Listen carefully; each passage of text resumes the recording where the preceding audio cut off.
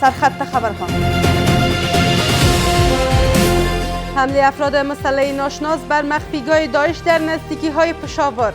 بر اساس گزارش‌ها در این حمله 11 فرد وابسته به گروه داعش کشته شدند. تروریست‌ها را از داخل پاکستان بفرسته، اخلالگری کنه. برگزاری چهارمین نشست گروه کاری روند دوحه در کابل. امارت اسلامی از جامعه جهانی خواست در زمینه‌های معیشت بدیل برای کشاورزان و درمان معتادان همکاری کند. این مسئله اساسی است، باید از بنیاد حل شود. بزرگداشت از روز جهانی بیماری سرطان در کشور. وزارت صحت عامه بر گسترش خدمات در زمینه تشخیص و تداوی این بیماری تاکید کرد.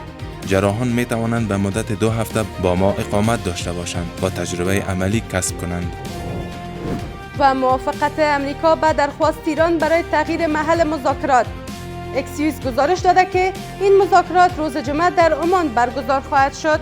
امتیازهایی رو رد و بدل کرد، کاملا برای طرف آمریکایی و برای خود ما کامل روشن هست.